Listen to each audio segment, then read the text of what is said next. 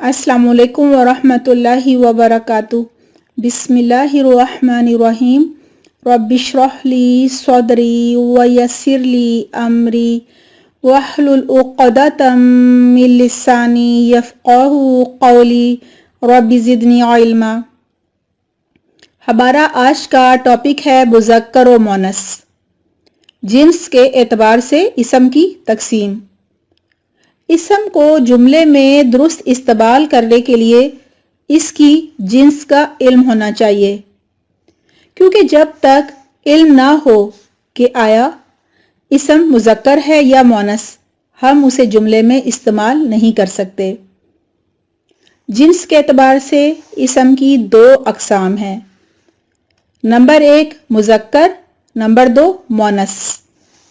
مثلاً ابن بیٹا مذکر ہے، ابنتن بیٹی مؤنث ہے۔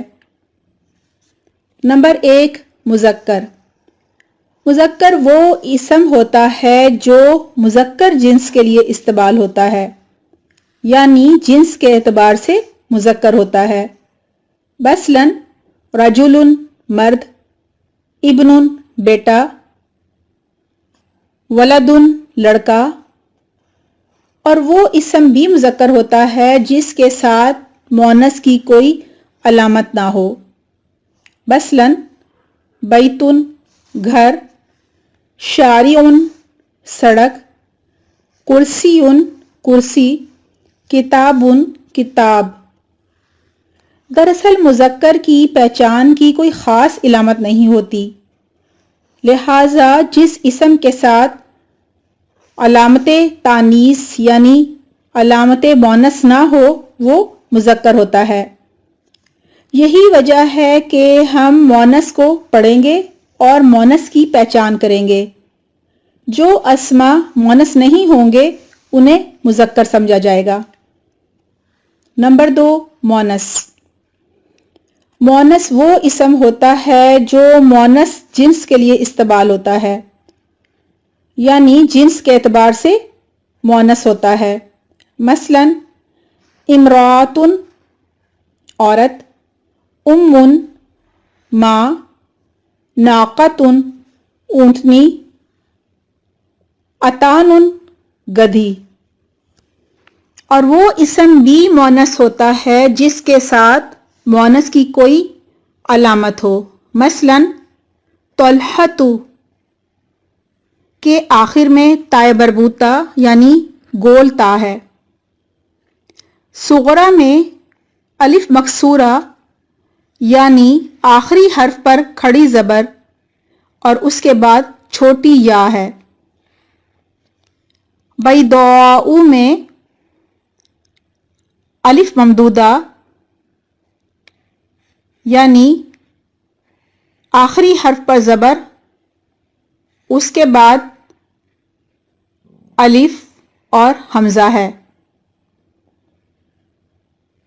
نوٹ الف مکسورہ وہ زائد الف ہے جو اسم کے آخر میں ہو۔ الف ممدودہ وہ زائد حمزہ ہے جو اسم کے آخر میں ہو اور اس سے پہلے الف ہو۔ آئیے دیکھتے ہیں امرأۃ،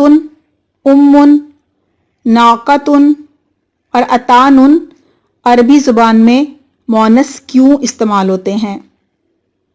وجہ یہ ہے کیونکہ عورت، ماں، اونٹنی اور گدھی ہر زبان میں مؤنث ہی ہوتے ہیں اور ان کا جوڑا یعنی مؤنث کے مقابلے میں مذکر بھی ہوتا ہے۔ اسی طرح بہت سے اسم مؤنث ہوتے ہیں لیکن ان کا جوڑا یعنی مؤنث کے مقابلے میں مذکر نہیں ہوتا۔ مثلاً ظلمۃ تاریکی، عین آنکھ یا پانی کا چشمہ، شمس سورج، ارض زمین۔ اسی طرح دار گھر، عین چشمہ اور غرفۃ کمرہ اردو زبان میں مذکر کے طور پر استعمال ہوتے ہیں، جبکہ یہی الفاظ عربی زبان میں مؤنث ہیں۔ آج ہم نے پڑھا کہ اسم کی جنس کے اعتبار سے دو قسمیں ہیں، نمبر 1 مذکر اور نمبر 2 مؤنث۔ مذکر کو پہچاننے کے لیے کوئی خاص علامت نہیں ہوتی، لہٰذا اس کی مزید اقسام نہیں ہیں۔ یہی وجہ ہے کہ اب ہم مؤنث کی اقسام کو اچھی طرح سمجھیں گے، ذہن نشین کریں گے اور پہچانیں گے، تاکہ جو اسماء مؤنث نہ ہو انہیں ہم بطور مذکر لے سکیں۔ مؤنث کی اقسام۔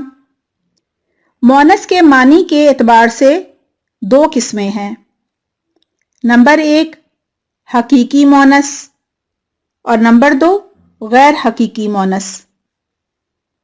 آئیے اب حقیقی مؤنث اور غیر حقیقی مؤنث کی تفصیل جانتے ہیں۔ نمبر 1 حقیقی مؤنث۔ حقیقی مؤنث کا جوڑا ہوتا ہے، یعنی مؤنث کے مقابلے میں جاندار نر ہوتا ہے۔ حقیقی مؤنث کا مذکر ہوتا ہے، لیکن مؤنث کی علامات موجود ہوں یا نہ ہوں اس سے فرق نہیں پڑتا۔ مثلاً امرأۃ عورت کا مذکر، رجل آدمی ہے۔ اسی طرح اتان گدھی کا مذکر، حمار گدھا ہے۔ حقیقی مؤنث ہر زبان میں مؤنث ہی ہوتے ہیں، مثلاً عورت، ماں اور بہن ہر زبان میں مؤنث ہی ہوتے ہیں۔ حقیقی مؤنث کے مقابلے پر جو مذکر ہوتا ہے اسے حقیقی مذکر کہہ سکتے ہیں۔ مثلاً امرأۃ کا حقیقی مذکر رجل ہے، کلبۃ کا حقیقی مذکر کلب ہے۔ غیر حقیقی مؤنث۔ غیر حقیقی مؤنث حقیقی مؤنث نہیں ہوتا، بلکہ اس میں مؤنث کی ظاہری علامات میں سے کوئی ایک علامت پائی جاتی ہے، یا ان میں مؤنث کی علامات تو نہیں پائی جاتی، لیکن ان اسماء کو ہم نے اپنے بڑوں سے بطور مؤنث ہی سنا ہوتا ہے۔ آئیے پہلے مؤنث کی علامات کو اردو زبان میں سمجھ لیتے ہیں۔ مثلاً لکڑی، کرسی، مچھلی، روئی، سوئی، سیڑھی، چارپائی اور دوائی سب وہ اسماء ہیں جن کا استعمال اردو میں بطور مؤنث ہوتا ہے۔ ان سب الفاظ میں مؤنث کی علامت آخر میں آنے والی چھوٹی یا ہے۔ اسی طرح عربی زبان میں بھی مؤنث کو پہچاننے کی چند علامات ہیں۔ وہ اسماء جو مؤنث کی علامات کی وجہ سے پہچانے جاتے ہیں علامتی یا قیاسی یا لفظی مؤنث کہلاتے ہیں۔ اسی طرح اردو میں دیوار، ناک اور آنکھ تینوں مؤنث ہیں، لیکن ان میں مؤنث کی کوئی علامت نہیں پائی جاتی۔ یہ ہماری زبان میں اس لیے مؤنث ہیں کیونکہ ہم نے اپنے بڑوں سے ان کو مؤنث ہی سنا ہے، لہٰذا یہ سماعی یا معنوی مؤنث کہلاتے ہیں۔ یہی وجہ ہے کہ غیر حقیقی مؤنث کی دو قسمیں ہیں۔ غیر حقیقی مؤنث کی دو اقسام یہ ہیں، نمبر 1 علامتی یا قیاسی مؤنث، نمبر 2 سماعی یا معنوی مؤنث۔ نمبر 1 علامتی یا قیاسی مؤنث، یہ غیر حقیقی مؤنث ہوتا ہے اور اس میں مؤنث کی علامات میں سے کوئی ایک علامت پائی جاتی ہے۔ آئیے مؤنث کی علامات کو دیکھتے ہیں۔ نمبر 1 تائے مربوطہ یعنی گول تا۔ وہ الفاظ جن کے آخر میں گول تا ہو وہ علامتی یا قیاسی مؤنث کہلاتے ہیں۔ مثلا معلمۃ، طالبۃ، غرفۃ، فاطمہ، ساعۃ وغیرہ۔ نمبر 2، الف مکسورہ، وہ الفاظ جن کے آخر میں الف مکسورہ یعنی آخری حرف پر کھڑی زبر ہو اور اس کے بعد چھوٹی یا آ جائے تو وہ علامتی یا قیاسی مونث ہیں۔ مثلا سلمہ، صغرا، حسنہ، کبریٰ۔ نمبر 3، وہ اسماء جن کے آخر میں الف ممدودہ یعنی جس کے آخری حرف پر زبر ہو اور اس کے بعد الف اور حمزہ آ جائے۔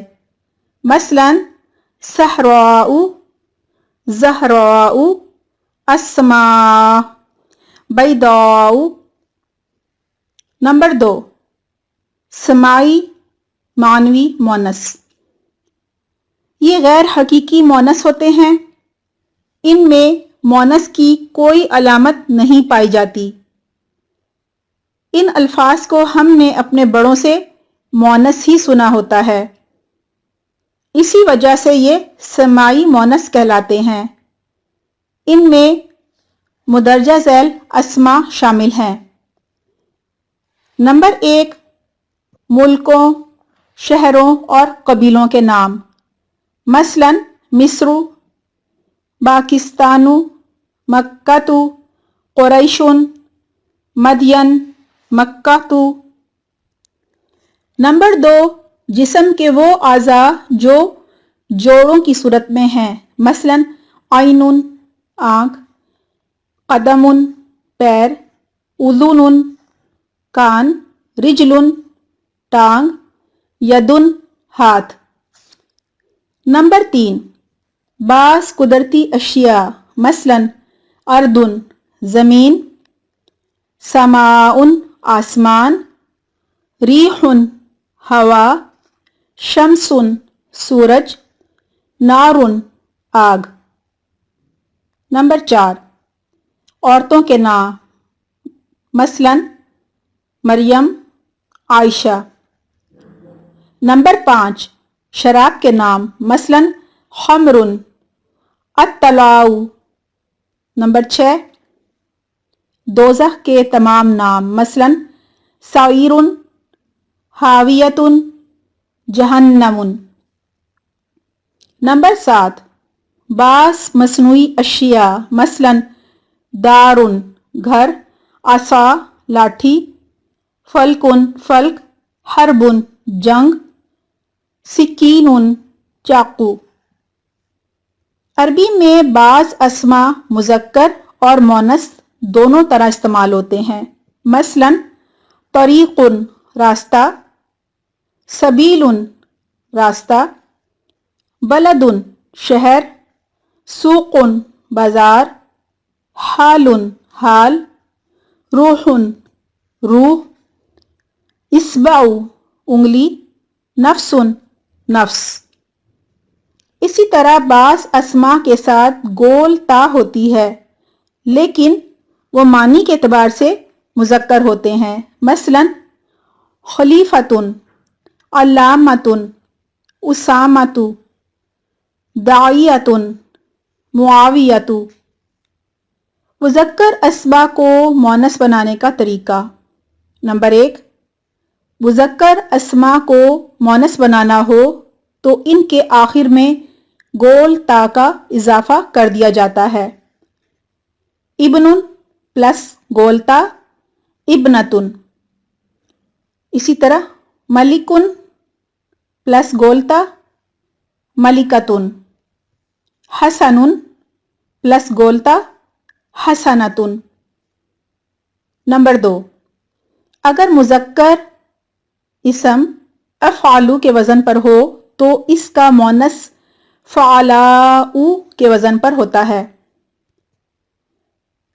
افعلوا کا وزن ابید، اس کا فعلاء کا وزن ہوگا بیضاء سفید، اسود سوداء، کالا، اخضر خضراء سبز، احمر حمراء لال، اصفر صفراء پیلا، ازرق زرقاء نیلا، احمق حمقاء بیوقوف، اعرج ارجاء لنگڑا۔